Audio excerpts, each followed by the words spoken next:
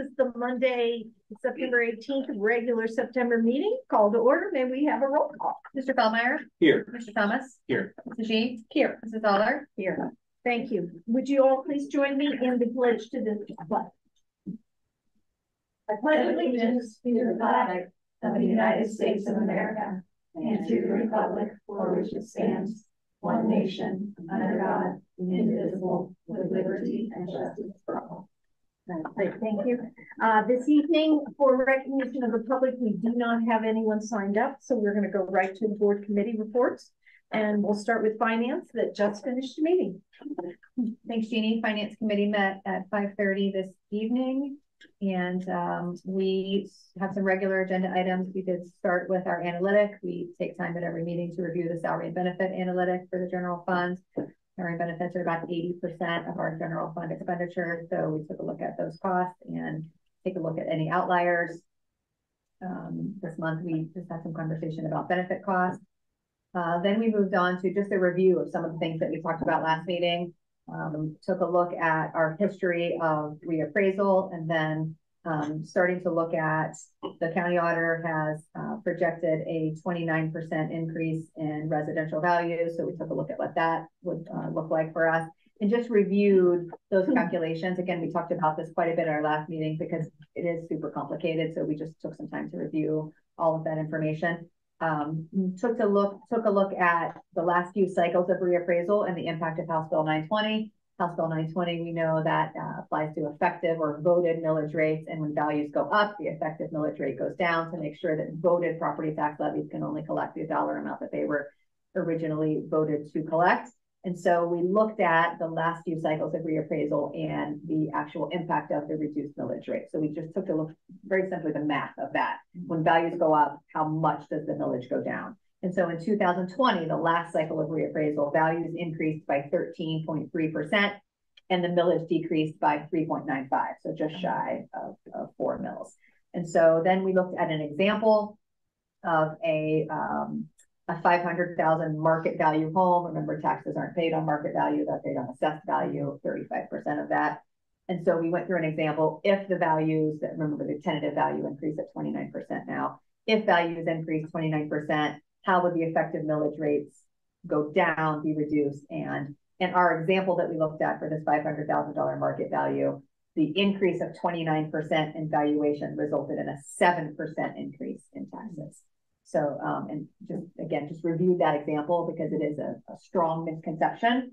And so we just, again, took a look at it to just make sure everybody on the committee had a full understanding of how effective millage and voted millage is impacted by House Bill 920. Again, 29% increase will not be a 29% increase in the taxes. We just made sure everybody understood that. So it was a good time to just make sure we all understood that example. Also just took a look at, again, a refresher of looking at the anticipated new valuation and how that might impact our capacity to borrow money in the future. The state sets a limit on the amount of money that you're allowed to borrow. That's important to us as we think about a primary facility project.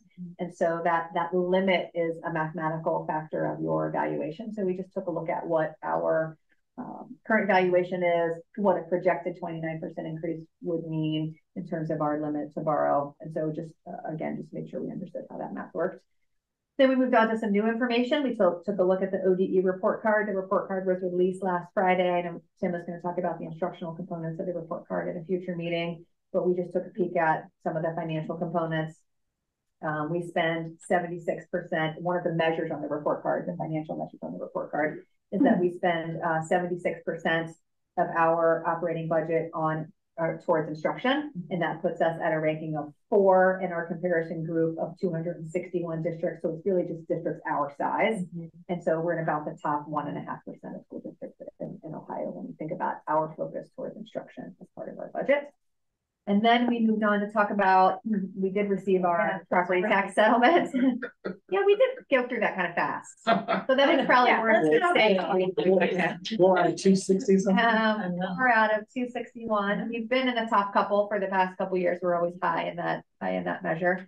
But again, just speaks to the financial stewardship towards instruction, prioritization of our district and our board towards making sure those funds are directed towards classroom instruction. So Then we moved on to real estate tax settlement. We received our property tax settlement. And so we always just take time to look at that and make sure that it's in line with what we forecasted, make sure that we understand anything that's that might look as an outlier. And we've had some over the past 5 to 6 years, but this payment is right as exactly as we had forecasted it. And so nothing to modify with our forecast in terms of our settlements. And then we did welcome a new member. We have a new member from WEA, so Jen Gershner joined our committee, and so we're happy to have her. So, anything I forgot? Quite a bit of review, but it's complicated, and it was really important that we just make sure we're all well, and it's important.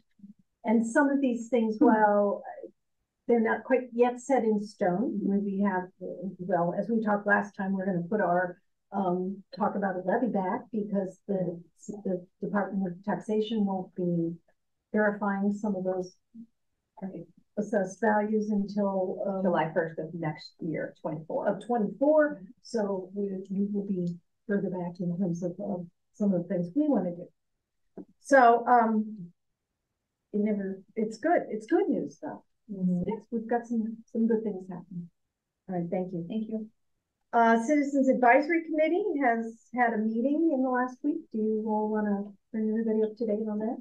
We met Tuesday, 12th, and we organized assigned membership to each of the 3 committees. We've got artificial intelligence, internships, and food service, and distributed the assignments to the members. And so they then met, they clustered in their assigned groups and kind of started to process their organization, deciding, at least started to decide who they were going to have as chairs, and let the games begin. I mean, this is the kickoff of the research project.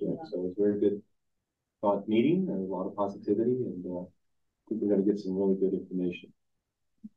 Great. Superintendent Committee Liaison Reports, the Belonging Committee. I'll start there. The Belonging Committee, Superintendent Belonging Committee did not meet. The Belonging and Inclusion Collaborative did have their first meeting. They met on September 5th. And in that conversation, we had a different structure for the meeting. And the way we're structuring meetings this year is our hope is to pre-identify topics, important topics about belonging, the idea of having students feel connected, valued, and a sense of belonging and included. So the whole idea of inclusion. And so the goal is to have topics identified ahead of time, and then the committee will identify an expert to come speak to that topic. And the hope is that they can do that ahead of time and have those recorded for our committee. And then we can just discuss how that content relates to our building levels and how it can impact students and staff. And really the goal of that is to be actionable. And so we're trying to get the learning outside of the Belonging and Inclusion Collaborative into each one of our buildings so that we can take action and really just support students in the best ways possible. So our first topic was related to protocols for having difficult conversations. And Dr. Janet Sidney presented that information. And it was just a great conversation. Just really powerful tools to have conversations around any topic and the importance of protocols. So that kicked us off. That was the start for us. And we're looking forward to monthly conversations. Okay, good. Thank you. Community engagement. Well, our big one, which then we'll roll into a little bit more on it, was we were all there at the facility community conversations on September 6th. So that was awesome. There were a few hundred people who showed up for different community engagement. That was a big one. And I would say football, right? That was a big success for the football team. But in that, even at the games, it was cool to watch it. That it was middle school night. We broke the record. Tried to get me that I didn't know, but I did know. I think yeah. But even just at the games, I like that it's like the middle school night, so there's different people there, and they're profiling kids in a different way. And the strings played the Friday prior. So it's just a neat way to see community in different. And the coach had a milestone. That was fantastic. Yeah. But that's I guess the open houses followed our last meeting. Some of them A little before that. Well, or before, I think we hit a lot of them before. We were kind of in that pocket since the last meeting. I think it was all around that last meeting time when I was we reviewing finished the our work, calendar which was and nice. stuff. Yeah. And when the primary school harvest fest was a week and a half ago, that was, I thought, a big success, right? Such great turnout and a lot of activity and a delicious meal. You could smell it coming down the hallway. It just had such a great aroma to it. And I went to the primary literacy meeting, which had a pretty good turnout and the absolutely wonderful presentation of our reading program and such enthusiasm among the teachers. It's great to play a part in. And they had all the new Wonders books for which we paid a fairly healthy sum. As a board member, I would pay attention to that. But they had them all out, so you could go through them. Susie, I think you want to speak to some of the events coming up. We've got a bunch of community engagement opportunities coming up still this month.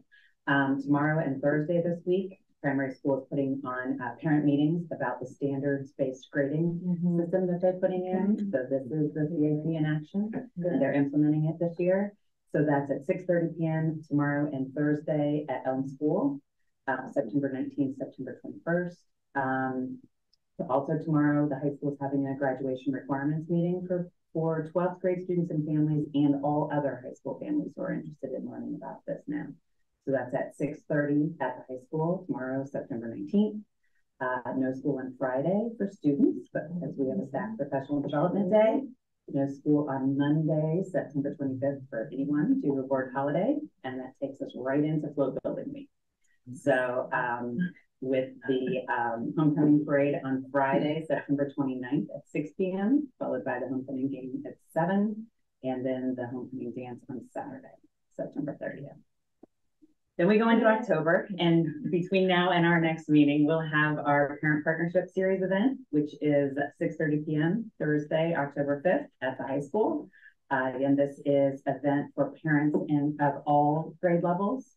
After an opening presentation, the format of these is after an opening presentation or information being shared by an expert in the field, then parents can group together and talk to each other about how we can all work together to support students. The topics for these are brought to us by parents. We talk to PSA a lot, Parent School Associations, to help us identify topics that would be of interest to parents. So this one is on social media. We'll be doing a screening of the film Like, and then talking about the content there, and then parents can talk to each other about strategies that have worked within their own homes. We have substitute there, 1 to 3 p.m. Tuesday, October 10th. We could really use some additional substitutes. And then we go into concerts. Concerts are starting up. 7th and 12th grade choir concert on October 10th, 7:30 p.m. at Wyoming High School. 7th through 12th grade strings concert, 7:30 p.m. Thursday, October 12th at the high school. Then the end of the first quarter on Friday, October 13th. Yeah. Right. Thank you. Got a handful more. Oh, yeah, go for it. Going, all right. Also in October, 7th through 12th grade band concert on October 18th, Wednesday, October 18th at the high school, 7:30 p.m. And then primary school's math night. Which is Thursday, October 26th at the middle school at 6:30 p.m. And then that takes us right into our Wyoming Primary Schools Master Planning Community Forum. So our next event there would be at 6:30 p.m. Monday, October 30th at the high school, and that will be to discuss the preliminary options being developed by the Wyoming Primary School Facilities Steering Committee. And then we head into parent-teacher conferences. Parent-teacher conference day, primary middle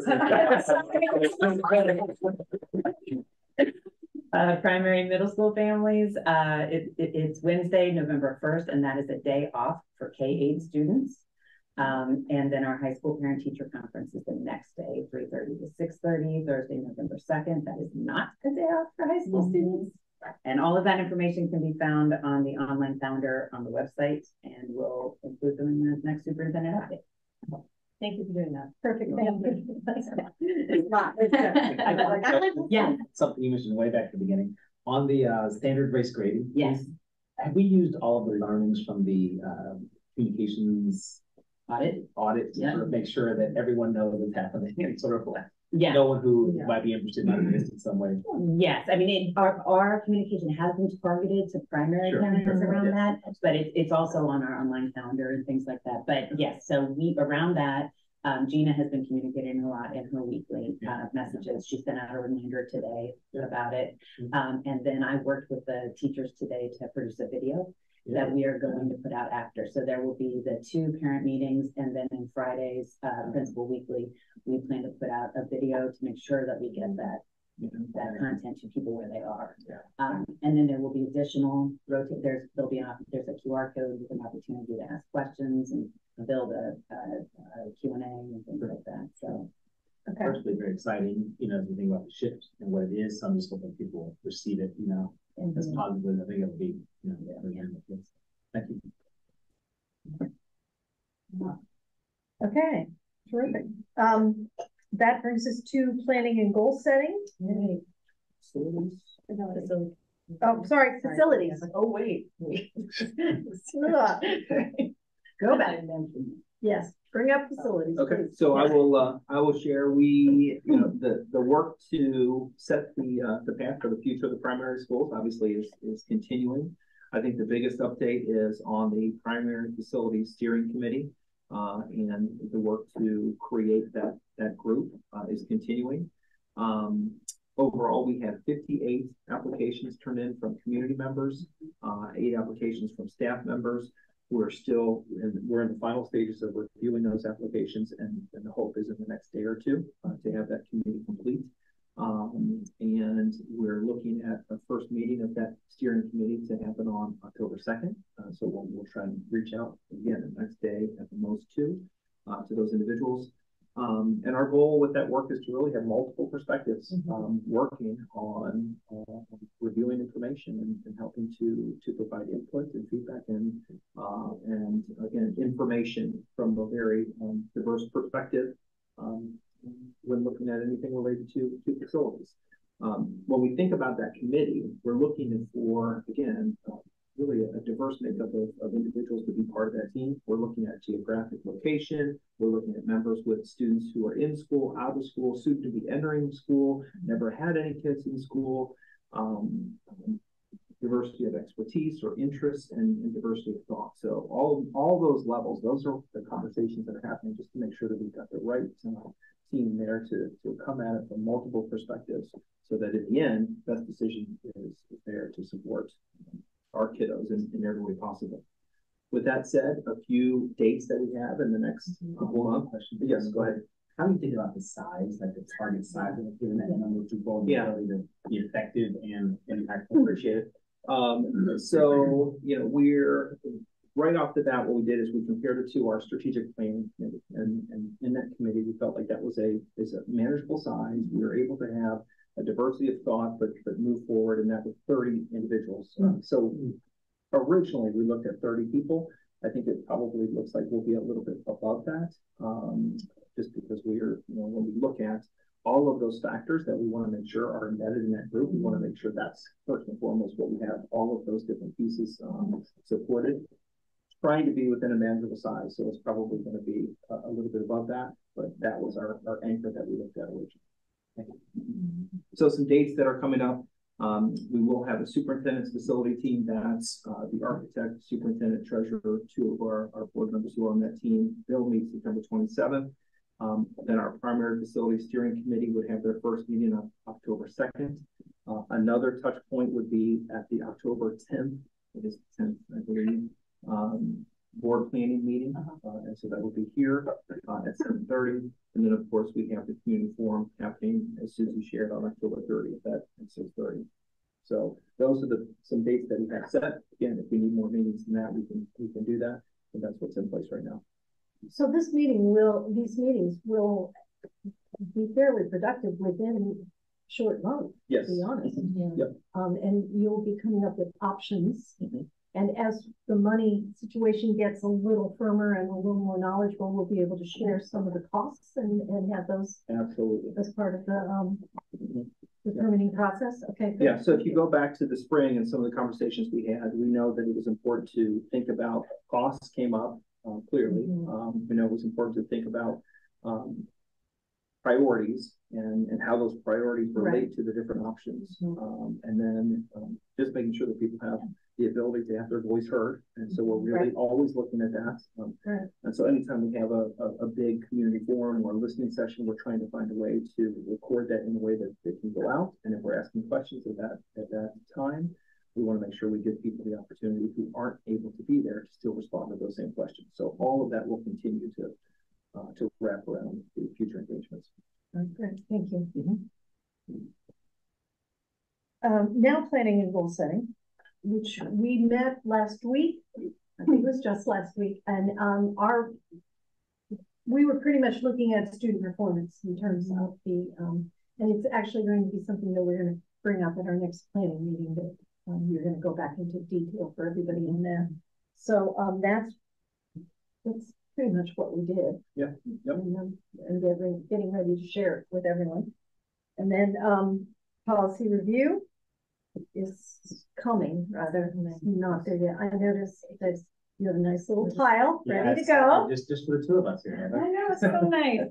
So it does keep, I mean, yes, that just got rescheduled, which is great. For it was going to have happened, and I know some of us had conflicts, so Norm has rescheduled it for a few weeks now. So we'll get to report back on that, but got some good reading to do.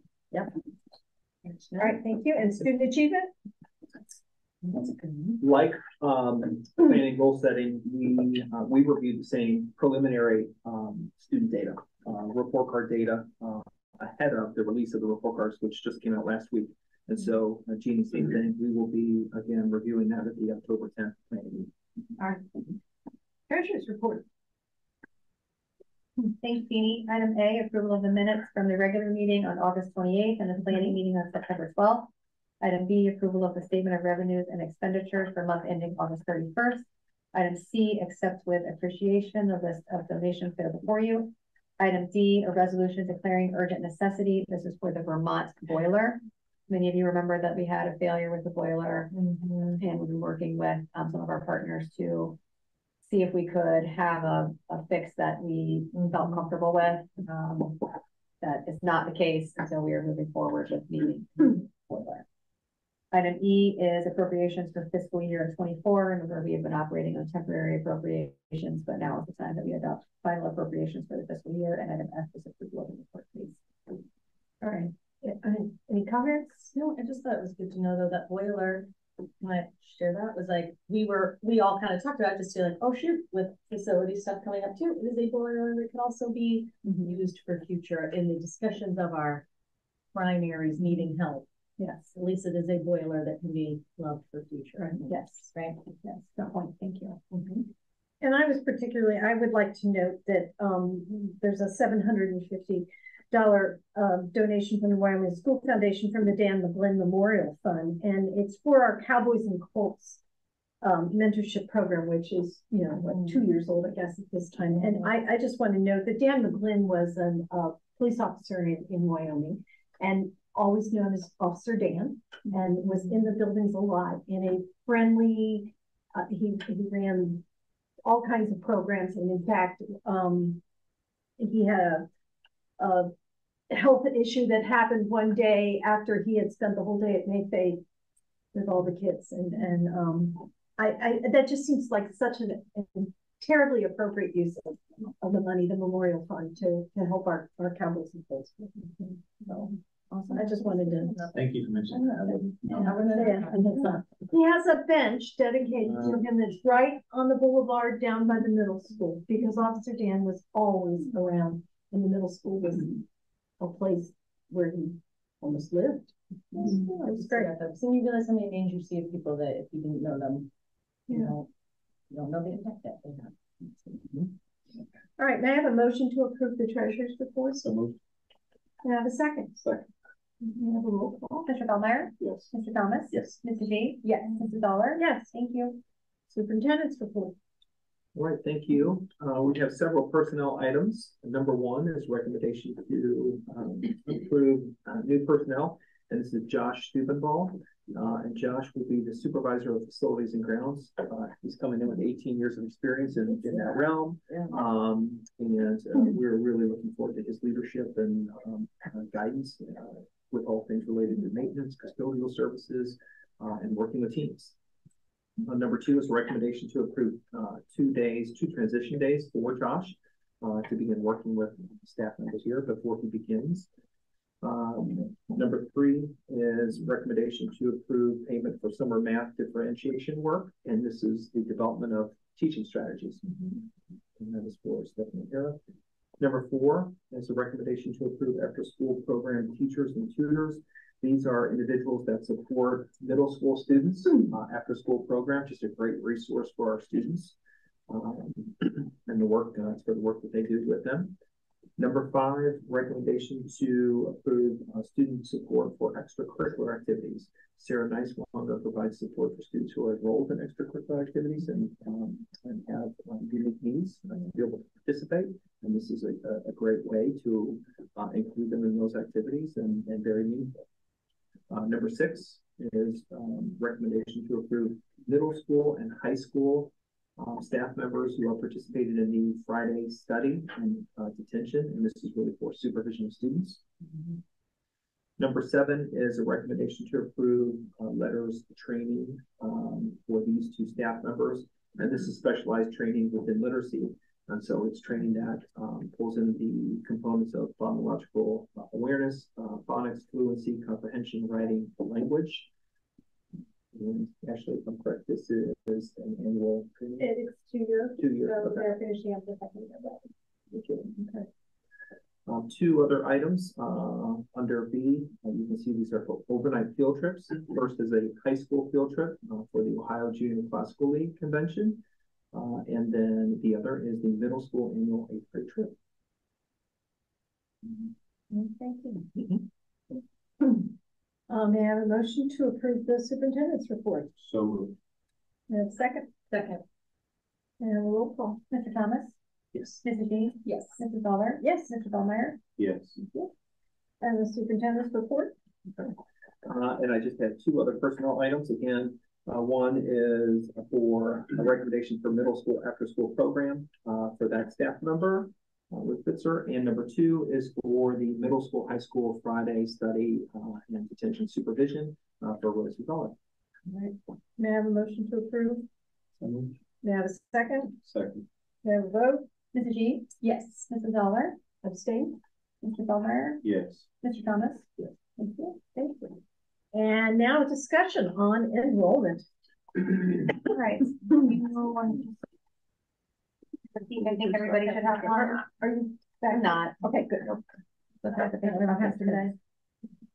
We have one extra. You guys want to share one? One extra, sorry. This is the time of year that we just take a peek at enrollment and see if anything is off trend compared to what we had forecasted. And so you have quite a bit of history here. This enrollment history goes all the way back to fiscal year 09. And there are a couple sort of color notations that might be worth paying attention to as we kind of just orient ourselves to the report. The highlighted in yellow are the largest building levels at each section. So in fiscal year, you go back to 09, and you see that the high school number was at 685. And then you look at fiscal year 16 and you see the middle school at 650. And then you look at fiscal year 22 and you see the primary at 722. So those are the highest on the sheet. Okay, just so that sometimes that just helps to just look at it as we're looking at sort of the forecast. Some people say, oh, that's a really big group, and say, well, you know, we've had much larger groups in other years. So just kind of pay some attention to what those are. And then the green and pink shaded, we started tracking. We had some large kindergarten classes start out in 18 and 19. So we were monitoring that group as they went through the enrollment forecast to see how those groups started to grow and then impact the building capacity. And so Then when you look at, so that if you think about the forecasted numbers, you do see that middle school forecasted number at 659, which is higher than the previous high at 650, if the forecast holds true. Yes. Okay. So then, and then of course we have that COVID year shaded, just, we want to forget, but we don't want to forget what was happening that year. And so, I'm drawing your attention to column AH. So they're noted at the top, AH, which is current year, fiscal year 24. So this is end of August enrollment, column AH. Okay, with me, Heather? It made me go to A, and then my brain. Sorry. I know, Sorry. I'm just there You myself. said it, so. All right, got it, AH. Column AH. My brain just goes like. And so, remember, we start with live births. And so we like to check our estimates, how we're doing on kindergarten enrollment. And the only way that we know to do that is we start with the live birth rate number, and then we apply what we see as our 5-year average of enrollments when it comes to actual students who enrolled in kindergarten 5 years later. And so our 5-year average is that 173%. And so this year we were at 177, so pretty close, at 117 kindergartners this year. And so you can see in column AJ, the averages when we think about mobility. So the average mobility from kindergarten to first grade in column AJ is 13. So on average, we pick up 13 students from kindergarten to first grade. On average, we pick up 5 students from first to second. And so it's helpful then to look at what's happening in column AH, which is our current year, and see if we're anywhere off trend. And we are in one area, and it was the mobility from 5th to 6th. So from 5th grade to 6th, last year we ended with 172 5th graders, but this year we have 182 6th graders. And so the mobility there is 10. We don't normally pick up 10. That mobility is off. And so, it's helpful then to just think about how that might shape our forecast moving forward. But other than that, there really isn't an area that was very far off of our trend. So the reason why we look at this at the end of August is, we have the start of a school year, and then it's helpful for us to see if there's anything that's impacting our mobility that's going to make us shift our forecast moving forward. At this point, that was already a really big class. the green group, they go back to that kindergarten class in fiscal year 18 that started at a whopping 148. And so that was already a big group moving forward. And then they're sort of off trend a bit on mobility, coming in with 10. So we're starting to watch those middle school classes. Again, if we're, forecasting that out, fiscal year 26 looks like a snug year in the middle school. Yeah. So that impacts how we think about staffing, how we look at materials, and which is, of course, we do the enrollment forecasting, 1, for funding, that drives our state funding, and then 2, staffing and materials. And then 3, when we think about space needs, we think about primary facilities.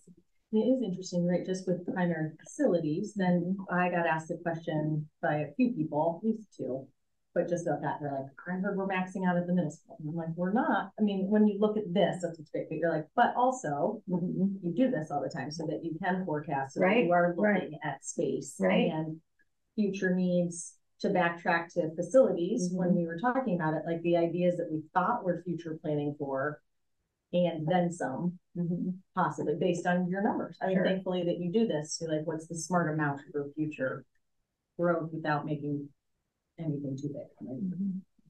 Why the forecast from 26 to 27 be less numbers in kindergarten? So if you go down at the very bottom, row 57 is the live birth rates.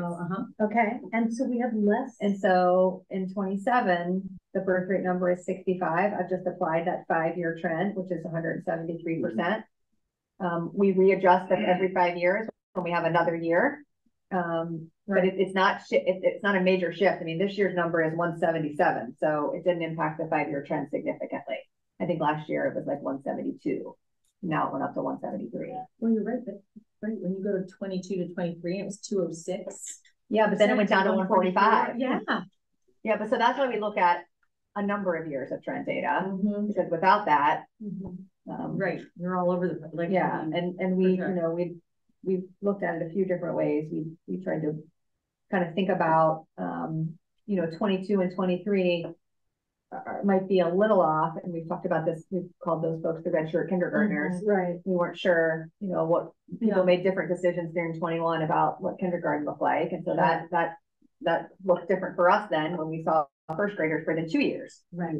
And so it looks like we're out of that, and we've returned to a more normal pattern of first grade mobility, because our first grade mobility this year was 12, which is nearly spot on the average of 13. So there's a lot of numbers on this really big page for me to tell you that I think we're right on track. Yeah. Nothing except for that weird 5th to 6th grade, which was definitely off trend. Nothing on this, nothing on nothing in this year's enrollment is causing us to shift one way or another. Thanks for highlighting the grade though as it moves. Like it's just so much easier to follow it when you're talking. Well, yeah, but those big classes, right. You know, we were worried, you know, once they all got, you know, we were just watching them as they grow and keeping an eye on them and seeing how that impacts capacity, staffing, space, materials. Well, especially when you're looking at staffing with different licensures.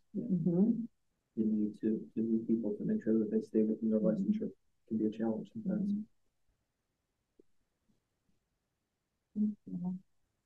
Thank you, Robert.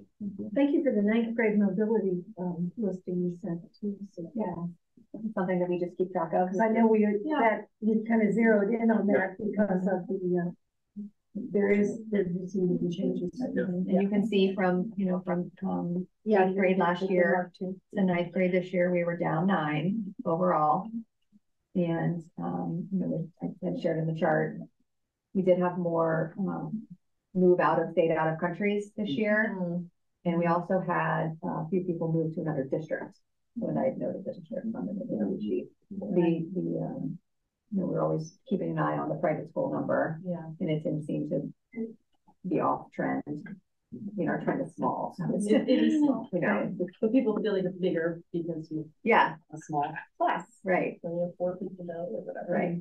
Maybe all those more. All right, thank you. Any other questions? No. Okay, superintendent has an update. Yeah, I do. Just a few things, 2 or 3 things. They're all centered around really celebratory topics to share. First one is we've recently celebrated our first Impact Award winner of the year, and that went to Raina Monks, middle school ELA, English Language Arts teacher. Super excited about that. The Impact Award, again, it recognizes our staff members for the positive impact they make on students, on families, on one another. And it's really all about living through the lens of our strategic plan. And even in our nomination, people who are nominating any of our staff members identify the pieces of the strategic plan that really are felt through their child's experience. Which is just a really nice connection with the alignment in the district. Anyone, our staff can nominate, the students can nominate, families can nominate, community members can nominate our staff members for that. So I'm super excited about that. Congratulations to Raina Monks. The other piece I wanted to talk about again was the district and building report cards. They were released last week. We are excited as a district to have 5 stars out of 5 stars. Remember last year we switched over to the star rating. And there was a lot of work to understand what does that mean. There's 6 different components, and each one of those components has a separate grade. And so we'll dig into that on October 10th during the planning meeting. But we're excited about the continued growth that we see in student achievement and in progress or value added or growth, which is what that means. But we are right now really digging into the data to identify where are we seeing strengths, where are we seeing opportunities for continued growth, and how do we use this information, this data to really be intentional about informing our instruction. That's really what it's all about. And again, this is one snapshot, and you'll hear me speak to that on October 10th. Another exciting accomplishment I wanted to share is the fact that we had 5 students who were named National Merit Scholarship semifinalists, which is a huge accomplishment. Very exciting. So I want to share their names: Andrew Burns, Avery Feller, Carter Hagenauer, Avi Rosenberg, Roxy Sorensen, and I believe they're in the top 1% of all seniors across the nation, which is really, really exciting. So happy to celebrate the great achievements that they've made. But there's just lots to be excited about when we think about student success, student achievement, and really we try and connect that to our work as we zero into the center of our strategic plan, teaching and learning. And so it just gives, I think it gets people excited for continued conversations about how to be intentional with that work. All right, thank you. I guess we're done. That brings us to the end. May I have a motion to adjourn? So moved. I have a second. Second.